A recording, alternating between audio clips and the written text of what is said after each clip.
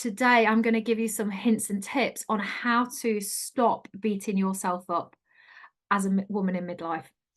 And the reason I'm doing, I mean, you can use this at any time in your life, don't get me wrong, but I think during midlife we really do beat ourselves up, and it's just an atrocious way of dealing with life. So I'm going to give you some hints and tips today to hopefully get you to stop. So let's start at the beginning. What do I mean when I say beating yourself up? So things like telling yourself you're always wrong, believing you can't do anything right, blaming yourself for everything that is wrong in your life, telling yourself you're never going to achieve anything, feeling responsible for our kids' problems and somehow blaming ourselves like we weren't good enough parents if they've got a problem, blaming ourselves for issues in our marriage, or feeling inadequate or like there's something wrong with us if we're single or we're divorced, criticizing ourselves for not having hobbies or friends. I know I did that quite a lot. Questioning your skills and your worth, especially at work with new technology, like, are we good enough to keep up with it? Comparing yourselves negatively to others, especially friends who seem to have their shit together. We do that a lot. We always comparing ourselves, and we never upwardly compare. Focusing on the aging side of our bodies, our weight gain, our greying hair, our wrinkles, and comparing it to other people or even to celebrities like Davina McCall or, Gabby Roslin, all these people who've got so much money and so much time and they have PTs and everything, and we don't. So we need to stop doing this. So all of these things, we're beating ourselves up. What if we have bad habits? What do we do? I shouldn't drink. I shouldn't smoke. I shouldn't eat sugar. I shouldn't eat carbs. I should do, oh my God, it goes on and on and on and on, all the things that we shouldn't do. Feeling ashamed about being depressed or anxious. Like we don't reach out to people. Worrying about not having saved enough money for retirement or for anything, or feeling guilty because we're financially struggling, feeling unappreciated or overlooked. And that leads to thoughts of us feeling like undervalued. But most of all, it's this should thing that gets me. It's like, you should have more money. You should have a better house, a stable relationship, a good career. You should be prettier. You should be slimmer. You should be sexier. You should be more outgoing. You should laugh more. You should exercise more, eat less, eat better, drink less. Should, and on and on and on and on it goes. And we literally are beating ourselves up, and we need to stop doing it. So yeah, Kate, I agree. The dreaded shoulds and shouldn'ts in life, it's like every single thing is telling us that we shouldn't or shouldn't do this, should or shouldn't. So I'm going to give you 3 tips today.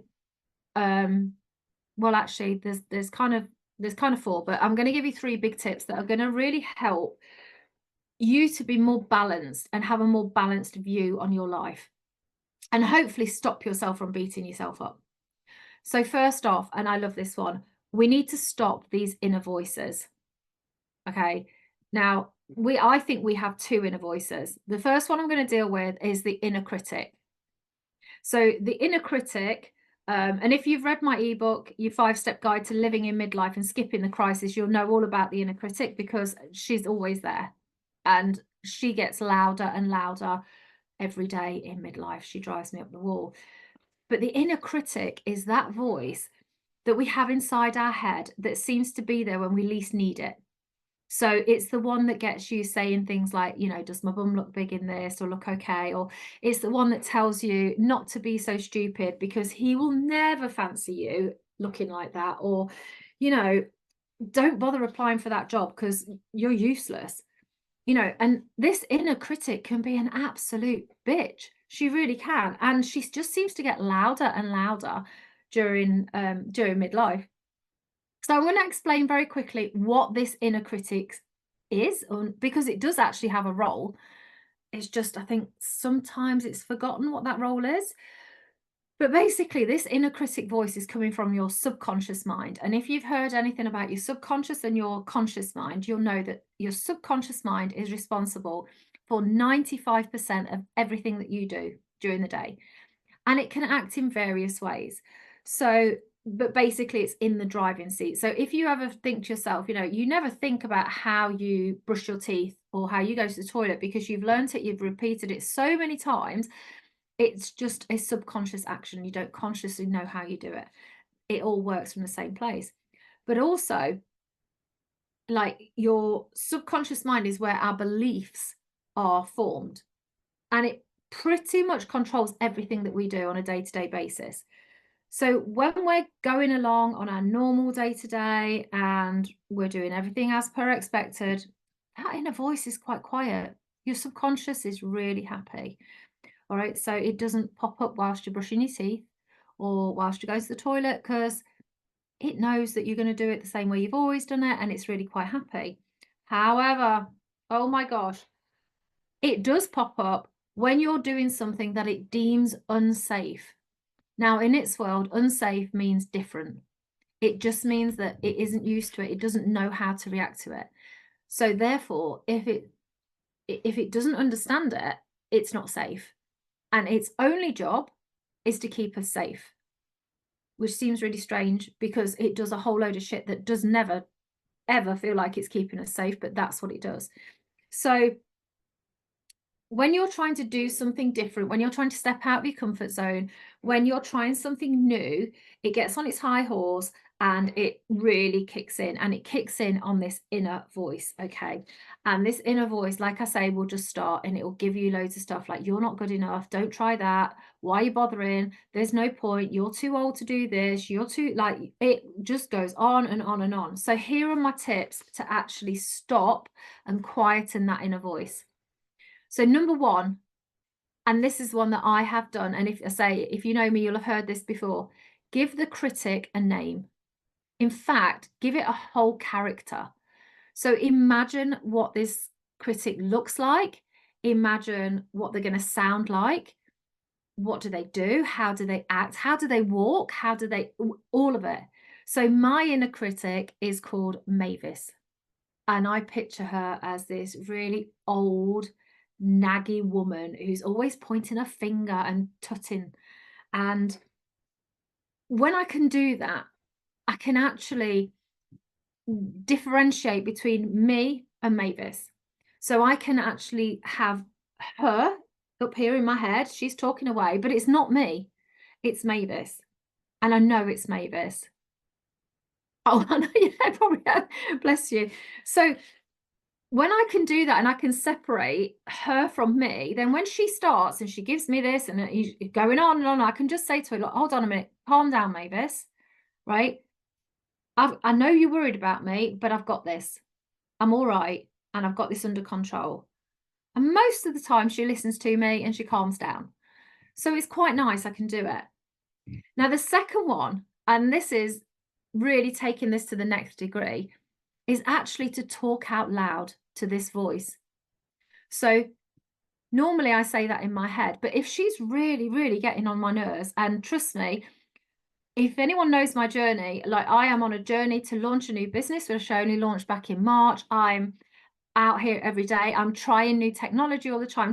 She is rampant some days, and I have to say to her, hold on a minute, literally, Mavis, calm down. And I talk out loud to her. Now, I've done this when I've looked in the mirror and I can hear her calling me names and telling me that I'm old and I'm wrinkled, and especially if I'm doing a Facebook Live, because half of my face looks like it's a different slant to the other half. And I have to say to her, Mavis, it's all right. It is how I am. I am okay. Don't worry about it. Nobody's going to laugh. And if they laugh, I don't really care. And I have to do that. And I've now started doing it out loud. So listen to it, calmly respond. By the way, ignoring her doesn't do any good. You have to talk to her. You have to tell her to calm down. And then thirdly, and this is really good if she's really on one, because there will be days when she is really on one. I want you to do the top two. So make sure you know who she is. I want you to actually talk back to her. And when you're saying, when she said something really nasty, I want you to just place hands over your heart, and I want you to say out loud to her, this is really hard, but I am here for myself. And just let her go away. Now, it takes practice. All of these that I'm going to give you today take practice, but trust me, this is worth it. So tonight, I want you to really think about naming that inner critic, because it's going to make a big difference to you. Now, the second type of voice that we have in our heads is, I call this it's the voice of the past. It's the voice of regret. It's that feeling sorry for yourself voice.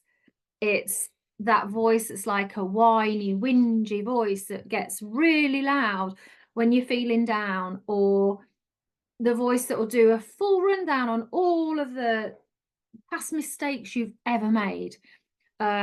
From misspelling because when you were age 6 to messing up your last job interview. It's like it keeps a track of it and it just spurs it out, and it's like bleh, and tells you all the crap you've ever done in your life.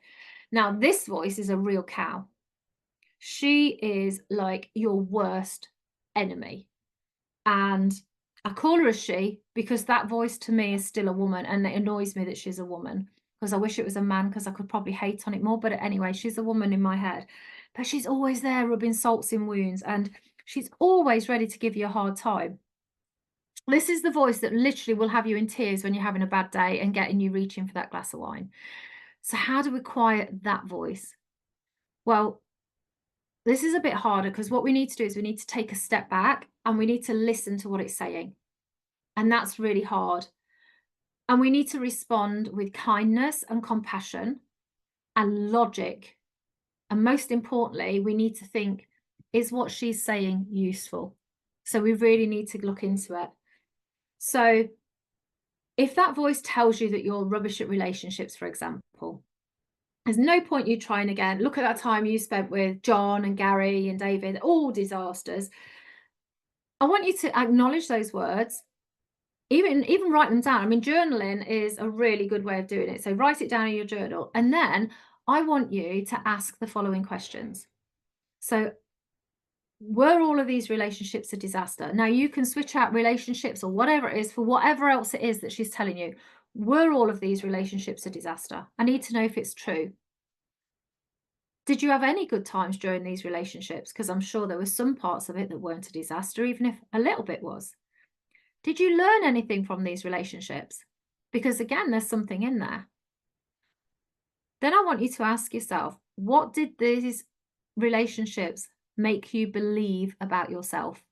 And I say you can switch out relationships to anything. What does it make you believe about yourself? And then when you work out what it makes you believe, I want you to think about, what do you like? What would you like to believe about yourself? So what's the belief you would like to have? What would you do differently if you could redo it? Because we all have that. If only I could go back, what would I do differently? So what would you do differently? Write it down. And then what can I learn and what can I change? You can do this for absolutely every single thing that that voice brings up. And it will. But by actually going through this process and saying, what do I want to believe? And then starting to find ways to actually make that your belief. You can start with affirmations. You can start to say to yourself, actually, I'm not bad. I'm really good at relationships. I meet the right kind of people. Whatever it is that you want to do, whatever it is, you need to start affirming this new belief.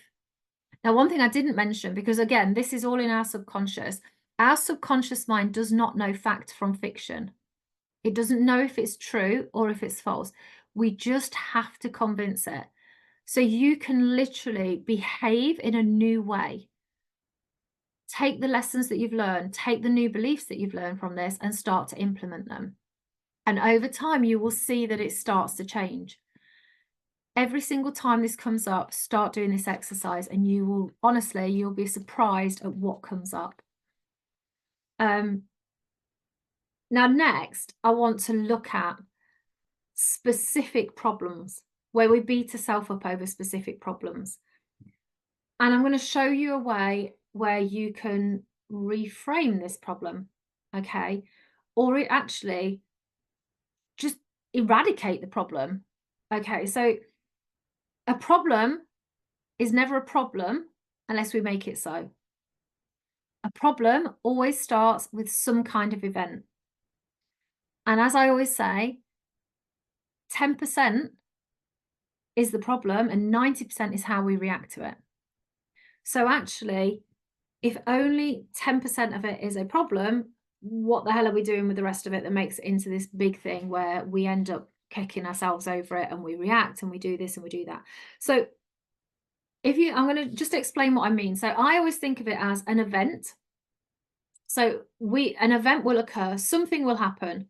We then give it context and then we take a meaning from it. It's as simple as that. So I'm going to give you something as simple as rain. So you've probably heard this before. Rain in itself is just rain. It's not good. It's not bad. It's nothing. It's just rain. But rain at Wimbledon on a court without a roof is a problem. Rain in Greece right now, where they're facing a drought, where they're actually not even being allowed to top up the swimming pools. They're wondering whether or not they're going to be able to carry on with tourism for the rest of the thing. Rain right now in Greece is a blessing. So it's how we've given that some context. So the context of rain is an event, doesn't mean anything. The context of rain at Wimbledon, the meaning is problem. Rain in Greece, the meaning is blessing, fantastic. So it all depends on how we look at it. And there's 4 different ways that we can change these reframes. We can actually reframe these events to make them good or bad. And you can do this in your life. So the first one, as I've just explained, is context. Think about the context in which this event has happened. Can you change that context? Can you see it from a different way? Can you conceptualize that actually this event that you're going through, that you're thinking about, that is beating you up? Like, I don't know, for example, you've just been told that there's redundancies happening at work. And you're thinking, oh my God, I'm going to lose my job. Like, that's absolutely horrendous. I don't know what I'm going to do. If you can change that context and go, like, actually, this could be the start of something new. Maybe I could get a new job. It's how we view it. So the second way of looking at it is to change the meaning. So remember, we've got event, context, meaning. Now, I like to do this, particularly if it is a person who is causing me to feel like I've got a problem. I hope I've worded that correctly, because it's not really causing a problem, but causing me to feel like that. And so I'll give you an example. Okay, this isn't my example, by the way, but I do think it's really good. I can't go into my examples because I swear there's people on here that know me. But for example, you have a really shit boss, all right? Somebody who makes your everyday life miserable. You know the ones, they pick fault with everything that you do. They belittle you. They make you feel like crap.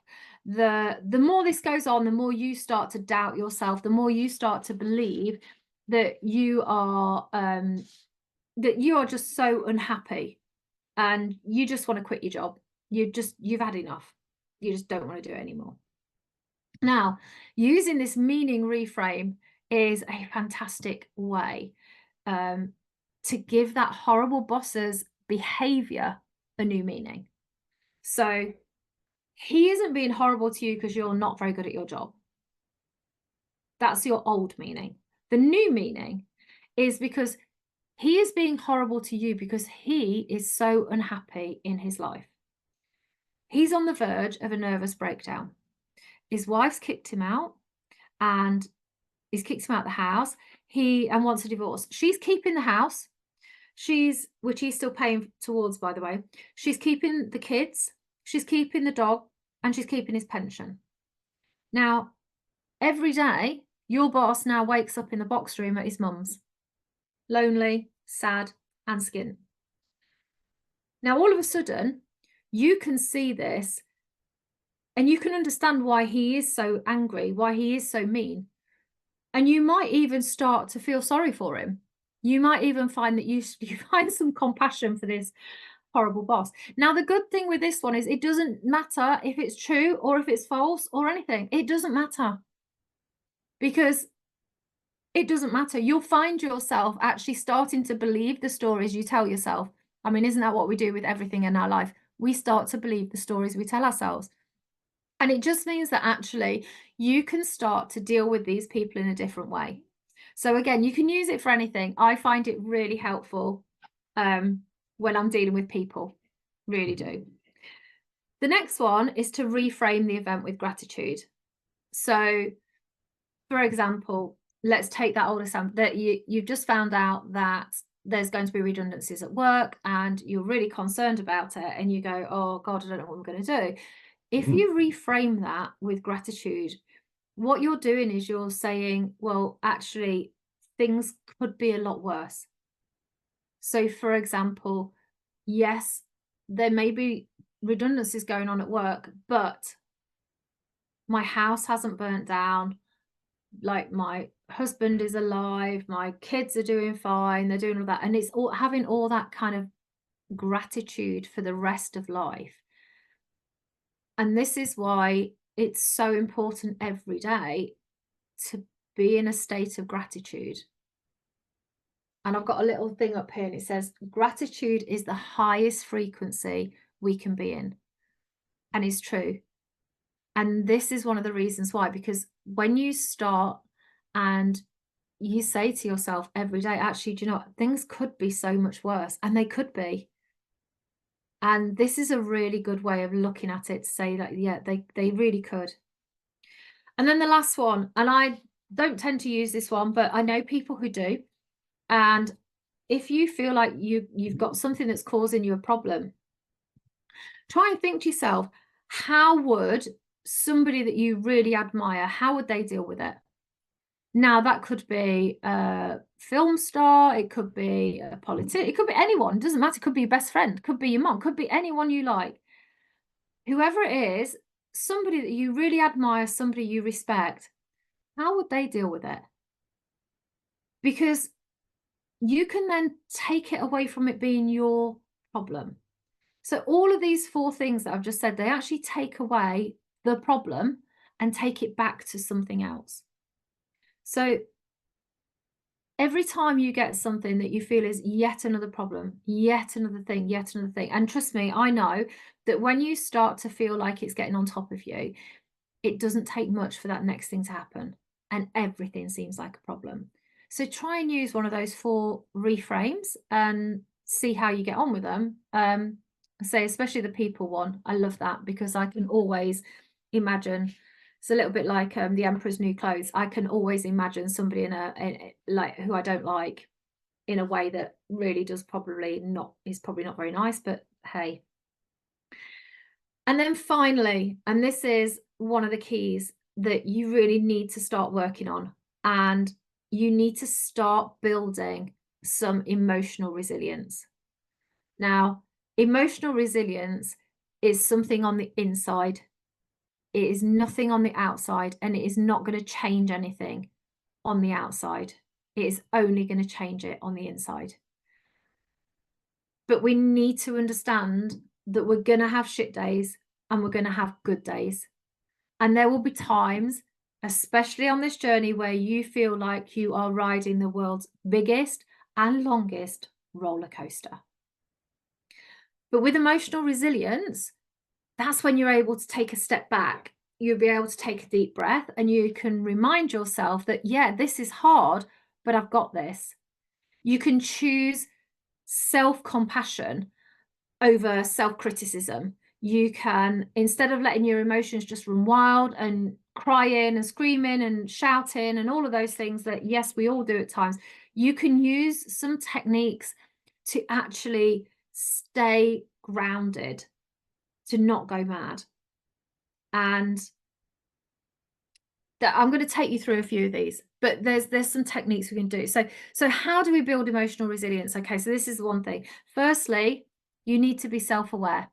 If you are not aware of your emotions and you're not aware of your reactions and you're not aware what your triggers are and you're not aware how you feel, you can't do anything. We need to be aware of them. And again, and I know I keep banging on about the same things, but this is where journaling comes in. If you're having a good day, if you're having a bad day, if you're having a mediocre day, write it down. Start to understand where your emotions are coming from. Start to understand where those triggers are, because there will be triggers. It might be certain people, it might be certain things, it might be, I don't know, situations, it can be anything, but there will be triggers.